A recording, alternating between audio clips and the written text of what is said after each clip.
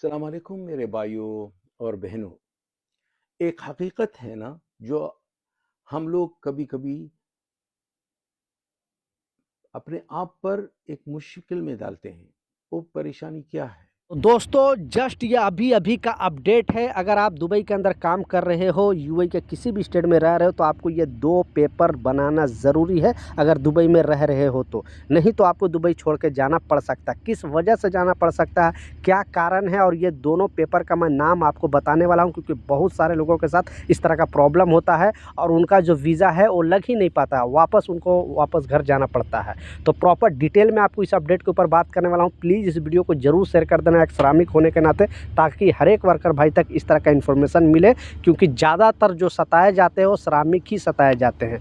जितने भी बड़े पोस्ट वाले हैं लोग, उनको उनको मतलब कंपनी नहीं सताती है, क्योंकि उनको पता है कि उनको रूल के बारे में जानकारी इसलिए नहीं सताती है। तो ये जो 2 अपडेट आ रही है, जो खबर आ रही है, लोगों को मेमोराइज़ कराया गया है, लोगों को याद दिलाया गया है कि अगर आप यूनाइटेड अरब इमारात के अंदर हो, यूएई के किसी भी स्टेट, 7 स्टेट पर यह रूल लागू होता है।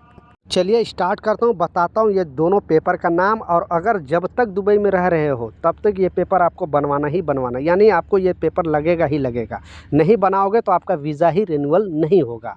तो जैसा आपको मालूम है कि यहाँ पे जो वीज़ा लगता है वो 2 साल का वर्क परमिट लगता है। पहले क्या था, 3 साल का वीज़ा लगता था। बाद में गवर्नमेंट ने कानून चेंज करके 4-5 साल पहले गवर्नमेंट ने कानून चेंज किया और बताया कि अब जो वीज़ा लगेगा 2 साल का। तो अभी जो वर्क वीज़ा लगता है, एम्प्लॉयमेंट वीज़ा जो लगता है, वो 2 साल का ही लगता है।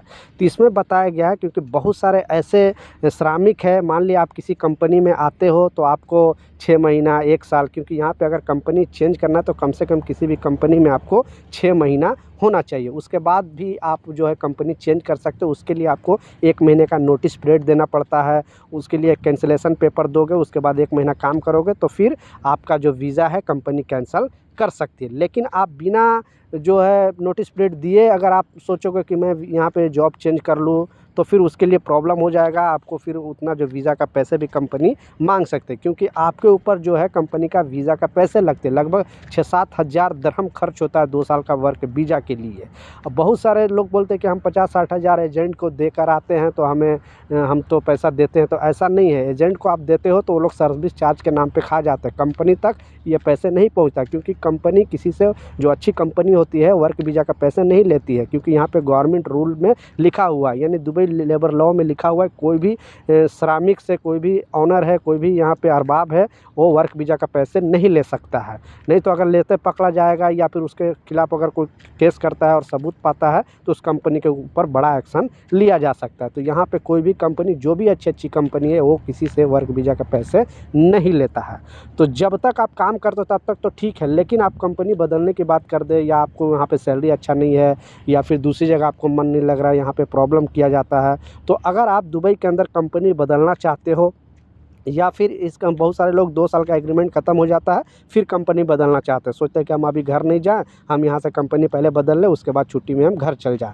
तो आपको ये 2 पेपर लेना ही लेना होगा, तभी आपको दूसरी कंपनी में वीज़ा लगेगा, नहीं तो वीज़ा नहीं लेगा। पहले से रूल ये चला आ रहा है, लेकिन बहुत कम लोगों की जानकारी है और फिर वो बुरी तरह फंस जाते हैं, क्योंकि सोचते हैं कि हमारे पास तो पासपोर्ट आ गया, अब हमारा दूसरा वीज़ा लग जाएगा। तो जब तक नहीं ये 2 पेपर जिस कंपनी में काम करे, तो उससे आप जब तक नहीं लोगे तब तक आपको जो दूसरी कंपनी में जा रहे हो उसमें आपका वीज़ा लगेगा ही नहीं लगेगा। तो इसलिए मैं बोला आपसे कि इस वीडियो को ज़रूर शेयर कर देना, ताकि लोगों तक इस तरह का कानून के बारे में पता चल सके। नहीं तो पासपोर्ट लेकर आप सोचोगे जस्ट आप जाते हो, फिर यहाँ से वीज़ा कैंसिल हो जाएगा और फिर आपको ये पेपर देगा ही नहीं। फिर अगला कंपनी बोलेगा कि आप ये पेपर, दोनों पेपर लेकर आओ, तभी आपका वीज़ा लगेगा, क्योंकि यहाँ पे जब तक नहीं पेपर दोगे तब तक लगेगा ही नहीं वीज़ा। फिर आपको देश को छोड़ना पड़ेगा, वापस इंडिया जाना पड़ेगा, या भी जिस कंट्री से आप रहने वाले हो वहाँ पे आपको जाना पड़ेगा। तो ये जो दोनों पेपर है, एक है लेबर कैंसिलेशन पेपर, ठीक है, एक है, याद रखना, लेबर कैंसिलेशन पेपर आपका जो है ऑनर देगा। उससे वीज़ा जब कैंसिल होता है, आपका जब हिसाब किताब होता है, उस टाइम वो पेपर आप लाजिम मांग लें, लेबर कैंसिलेशन पेपर।